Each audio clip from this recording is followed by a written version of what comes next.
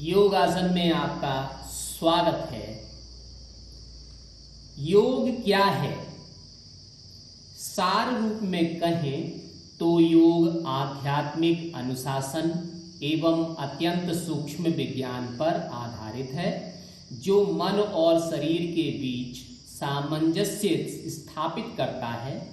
यह स्वस्थ जीवन की कला एवं विज्ञान है। तो आइए अपने शरीर को स्वस्थ रखने के लिए योग करते हैं। इससे पहले हम ये जान लें कि योग करने के पहले क्या क्या हमें करना चाहिए, क्या सावधानियां रखनी चाहिए। योग अभ्यास के सामान्य दिशा निर्देश। योग अभ्यास शांत वातावरण में आराम के साथ शरीर एवं मन को शिथिल करके किया जाना चाहिए। योग अभ्यास खाली पेट अथवा अल्पाहार लेकर करना चाहिए। योग अभ्यास मल एवं मूत्र का विसर्जन करने के उपरांत प्रारंभ करना चाहिए। थकावट, बीमारी, जल्दबाजी एवं तनाव की स्थिति में योग नहीं करना चाहिए। तो इन बातों को ध्यान में रखते हुए चलिए आज का योग अभ्यास प्रारंभ करते हैं। ताड़ासन। ताड़ शब्द का अर्थ है पहाड़, ताड़ या खजूर का पेड़। इस आसन के अभ्यास से स्थायित्व व शारीरिक दृढ़ता प्राप्त होती है। यह खड़े होकर किए जाने वाले सभी आसनों का आधार है। सर्वप्रथम पैरों के बल खड़े हो जाएं तथा दोनों पैरों के बीच 2 इंच की दूरी रखें। दोनों हाथों की उंगलियों को आपस में एक दूसरे से मिलाएं तथा हथेलियों को बाहर की ओर रखते हुए श्वास को शरीर के अंदर ग्रहण करें। भुजाओं को ऊपर की ओर करके कंधों को एक सीध में ले आएं। पैर की एड़ियों को पृथ्वी से ऊपर उठाएं और पैर की उंगलियों पर अपना संतुलन बनाएं। इस स्थिति में 10 से 15 सेकंड तक रुके रहें। श्वास को शरीर से बाहर छोड़ते हुए एड़ियों को वापस जमीन पर रखें।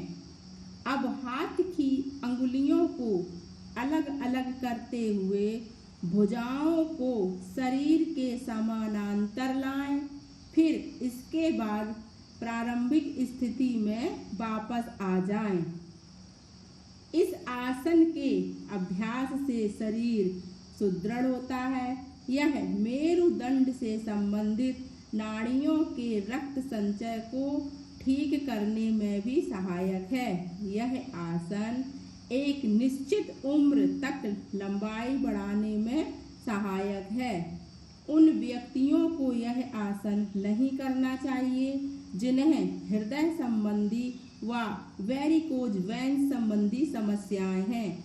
चक्कर आने की स्थिति में अंगुलियों पर ऊपर उठने का प्रयास नहीं करना चाहिए। वृक्षासन। वृक्षासन का अभ्यास करते समय सर्वप्रथम दोनों पैरों को एक दूसरे से 2 इंच की दूरी पर रखकर खड़े हो जाएं। आँखों के सामने किसी बिंदु पर ध्यान केंद्रित करें। श्वास को शरीर के बाहर छोड़ते हुए दाएं पैर को मोड़कर उसके पंजे को बाएं पैर की अंदरूनी जांघ पर रखें। अभ्यास करते समय ध्यान रखें कि एड़ी से मिली होनी चाहिए। श्वास को शरीर के अंदर लेते हुए दोनों हाथ हाथों को ऊपर की ओर ले जाकर दोनों हथेलियों को जोड़ें। इस स्थिति में 10 से 30 सेकेंड तक रहें। इस दौरान सामान्य रूप से श्वास लेते रहें। श्वास को शरीर के बाहर छोड़ते हुए हाथों एवं दाएं पैर को मूल अवस्था में वापस लेकर आएं। शरीर को शिथिल करते हुए इस आसन का अभ्यास पुनः बाएं पैर से करें। ये आसन तंत्रिका से संबंधित स्नायुओं के समन्वय को बेहतर बनाता है, शरीर को संतुलित बनाता है और सहनशीलता एवं जागरूकता बढ़ाता है। पैरों की मांसपेशियों को गठीला बनाता है और लिगामेंट्स को भी सुदृढ़ करता है। कृपया आर्थराइटिस, चक्कर आने और मोटापा होने पर इस आसन का अभ्यास न करें। अर्धचक्रासन। दोनों हाथों की सभी अंगुलियों से कमर को पीछे की ओर से पकड़ें। सभी अंगुलियां ऊर्ध्वमुखी और अधोमुखी स्थिति में हों। सिर को पीछे की ओर झुकाते हुए ग्रीवा की मांसपेशियों को खींचना चाहिए। श्वास लेते हुए कटिभाग से पीछे की ओर झुकना चाहिए। श्वास को बाहर छोड़ते हुए शिथिल होना चाहिए। इस स्थिति में 10 से 30 सेकेंड तक रुकें तथा सामान्य रूप से श्वास लेते रहें। श्वास को अंदर खींचते हुए धीरे धीरे प्रारंभिक अवस्था में वापस लौटें। अर्धचक्रासन के अभ्यास से मेरुदंड लचीला बनता है तथा मेरुदंड से संबंधित नाड़ियां मजबूत बनती हैं। ग्रीवा की मांसपेशियों को मजबूत बनाता है तथा श्वसन क्षमता बढ़ाता है। यदि आपको चक्कर आता है तो इस आसन का अभ्यास करने से बचें।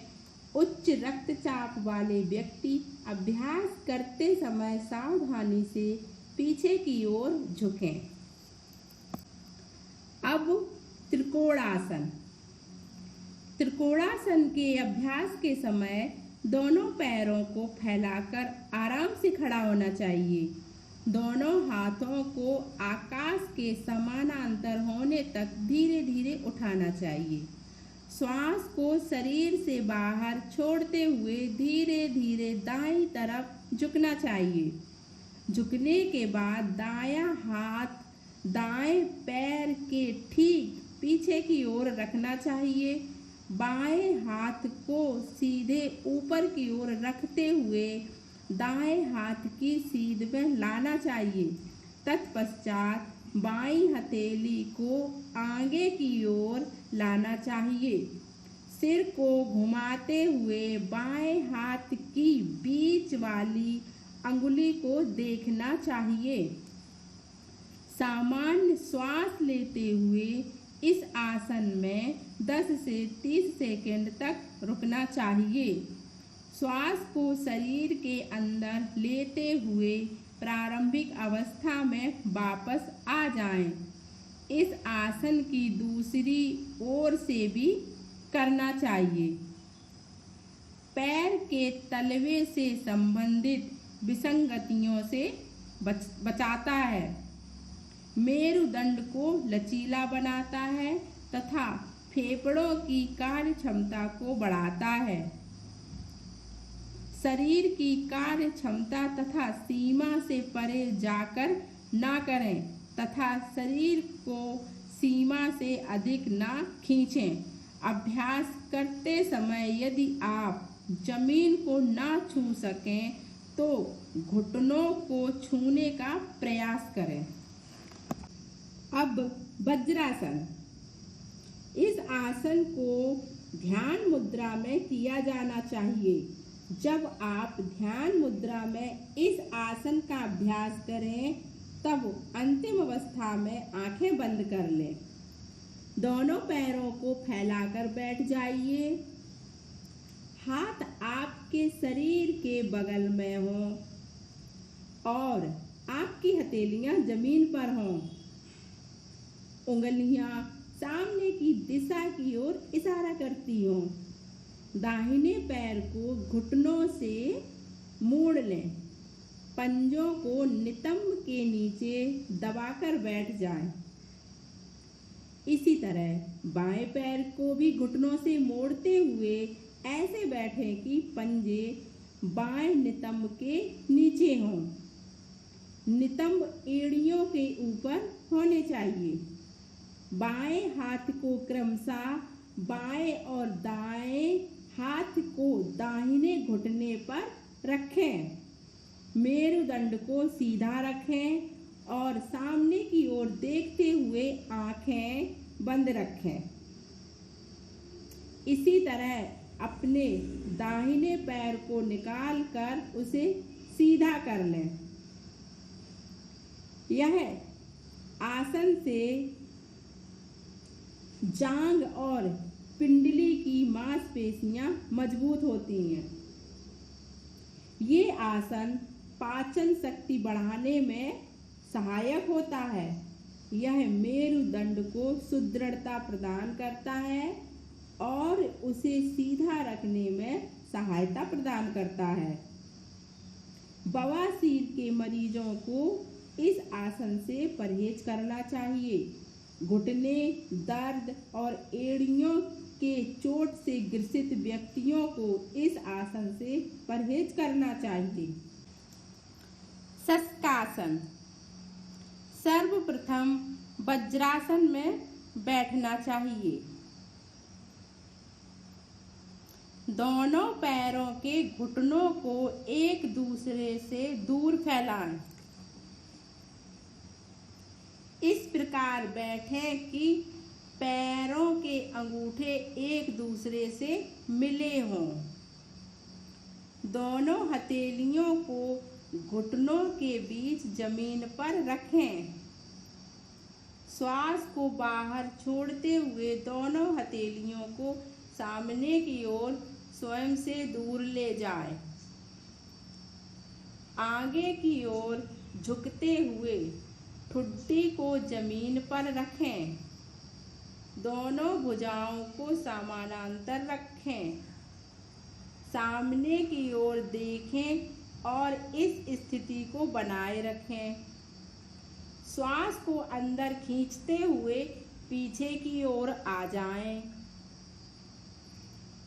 श्वास को बाहर छोड़ते हुए वज्रासन में वापस लौट जाएं। पैरों को पीछे खींचकर विश्रामासन में वापस आ जाएं। शशकासन का अभ्यास तनाव, क्रोध आदि को कम करने में सहायक है। यह जनन अंग संबंधी व्याधि एवं कब्ज से मुक्ति दिलाता है एवं पाचन क्रिया संबंधी व्याधि व पीठ दर्द से छुटकारा दिलाता है। अधिक पीठ दर्द में इस अभ्यास को नहीं करना चाहिए। घुटनों से संबंधित पीड़ित व्यक्तियों को इस अभ्यास को सावधानी पूर्वक करना चाहिए अथवा वज्रासन से बचना चाहिए। अब मरीच्यासन। इसके लिए दंडासन स्थिति में बैठ जाएं। अब दाएं पैर को मोड़ते हुए उसके पंजे को बाएं घुटने के बगल में रखें। श्वास को बाहर छोड़ते हुए शरीर को दाईं तरफ घुमाएं। बाएं हाथ को दाएं घुटने के पास लाएं और दाएं पैर के अंगूठे को पकड़ लें अथवा हथेली को दाएं पैर के पास रखें। दाएं हाथ को पीछे ले जाएं और हथेली को जमीन पर रखें जब तक कि पीठ लंबवत ना हो जाए। इस स्थिति में 10 से 30 सेकंड तक रहें। सामान्य ढंग से श्वास प्रश्वास लेते रहें और शरीर को शिथिल रखें।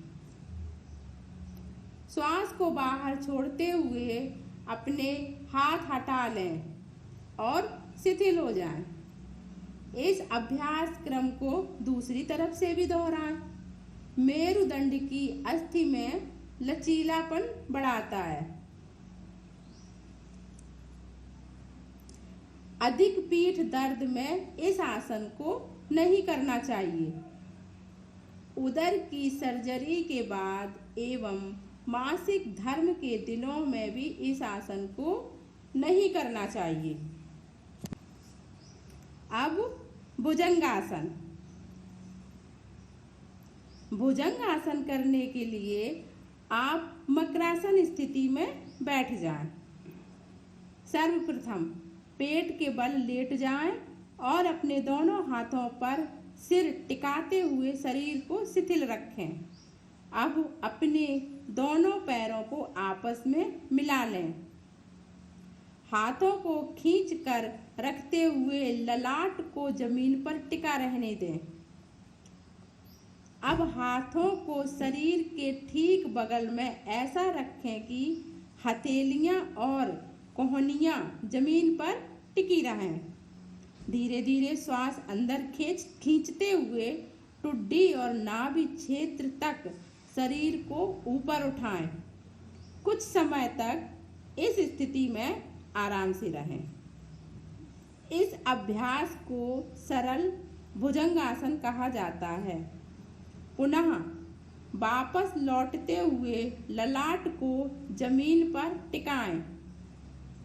हथेलियों को वक्ष के बगल में रखें और कोहनियां ऊपर की ओर उठी हुई होनी चाहिए। धीरे धीरे श्वास को भरते हुए ठुड्डी एवं नाभि क्षेत्र तक के शरीर को ऊपर उठाए रखें। पुनः श्वास को बाहर छोड़ते हुए ललाट को जमीन पर शिथिल होने दें और हथेलियों के ऊपर सिर तथा पैर को फैलाकर शरीर को शिथिल करें।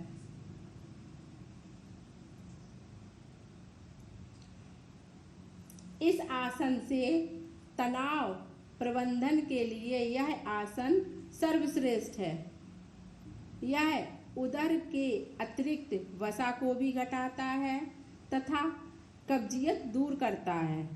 पीठ दर्द और श्वास नली से संबंधित समस्याओं को भी दूर करता है। जिन लोगों की उदर संबंधी सर्जरी हुई है उन्हें 2-3 महीने तक इस आसन को नहीं करना चाहिए। जो लोग हर्निया अल्सर से पीड़ित हों उन्हें इस आसन का अभ्यास नहीं करना चाहिए। अब उत्तान पाद आसन। उत्तान पाद आसन करने के लिए सबसे पहले जमीन पर आराम से लेट जाएं। पैरों की स्थिति सीधी हो और हाथों को बगल में रखें। श्वास लेते हुए घुटनों को बिना मोड़े धीरे धीरे अपने दोनों पैरों को ऊपर की ओर 30 डिग्री का कोण बनाएं। सामान्य रूप से श्वास लेते हुए इस अवस्था में कुछ देर ठहरें। श्वास छोड़ते हुए धीरे धीरे अपने दोनों पैरों को नीचे लाएं और जमीन पर रखें। इस आसन को एक बार और दोहराएं। ये आसन नाभि में संतुलन स्थापित करता है। यह उदर पीड़ा, अपच और अतिसार को दूर करने में सहायक होता है। यह उदर की मांसपेशियों को मजबूती प्रदान करता है। यह आसन घबराहट और चिंताओं से उबरने में सहायक है। यह श्वसन क्रिया को उन्नत करता है और फेफड़े की क्षमता में वृद्धि करता है। गहरे तनाव से पीड़ित मरीज बिना श्वास रोके बारी बारी से अपने पैरों का उपयोग करते हुए इस आसन का अभ्यास करें। अब अर्धहलासन। इस आसन को करने के लिए सबसे पहले पीठ के बल लेट जाएं। दोनों हाथ जांघों के बगल में रखें और हथेलियां जमीन पर हों। घुटनों को बिना मोड़े अपने पैरों को धीरे धीरे ऊपर उठाएं और 30 डिग्री पर लाकर रोक दें। थोड़ी देर इसी अवस्था में बने रहें। कुछ देर बाद पुनः पैरों को धीरे धीरे ऊपर उठाएं और 60 डिग्री पर रोक दें। इसके बाद थोड़ा रुक कर पुनः पैरों को ऊपर उठाते हुए 90 डिग्री पर लाकर रोक दें। यह हलासन की उचित मुद्रा है। इस अवस्था में नितंब से कंधे की स्थिति खींची हुई रहेगी। इस अवस्था में तब तक रहें जब तक आप रह सकते हैं। अपने पैरों को 90 डिग्री की स्थिति से धीरे धीरे वापस जमीन पर लाएं। ध्यान रहे, वापसी की स्थिति में सिर जमीन से ऊपर ना उठें। ये आसन बदहजमी और कब्जियत से छुटकारा दिलाता है। यह आसन मधुमेह, बवासीर और गले संबंधी समस्याओं से छुटकारा दिलाने में सहायक है। इस आसन से गहरे तनाव से ग्रस्त व्यक्तियों के लिए अत्यंत लाभदायक है, परंतु उन्हें बड़ी सावधानी पूर्वक यह आसन करना चाहिए। पीठ के निचले हिस्से के दर्द से पीड़ित व्यक्तियों को दोनों पैरों की सहायता से इस आसन को नहीं करना चाहिए। उदर में जख्म होने, हर्निया आदि से पीड़ित व्यक्तियों को यह आसन नहीं करना चाहिए। अब शीर्षासन। शीर्षासन रोग प्रतिरोधक क्षमता और कार्य क्षमता को बढ़ाकर एनर्जेटिक बनाता है, दिमाग में ब्लड सर्कुलेट करता है, पिट्यूटरी और पीनियल ग्रंथियों का स्राव नियमित करता है, स्मरण शक्ति, एकाग्रता, उत्साह, स्फूर्ति, निडरता, आत्मविश्वास और धैर्य बढ़ाता है। अगर आपको पीठ या गर्दन में चोट, सिर दर्द, हृदय रोग, उच्च रक्तचाप, माहवारी या लो बीपी हो तो शीर्षासन न करें।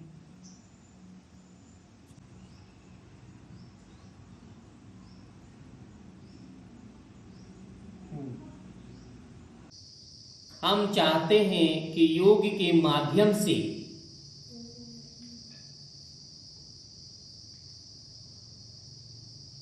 सब सुखी हो, सब निरोग हो, सब निरामय हो और सबका मंगल हो, कोई दुखी ना हो। यही शांति पाठ और योग का उद्देश्य है। अर्थात ओम सर्वे भवन्तु सुखिनः, सर्वे सन्तु निरामया, सर्वे भद्राणि पश्यन्तु, मा कश्चित् दुःखभाग् भवेत्। ओम शांति शांति शांति।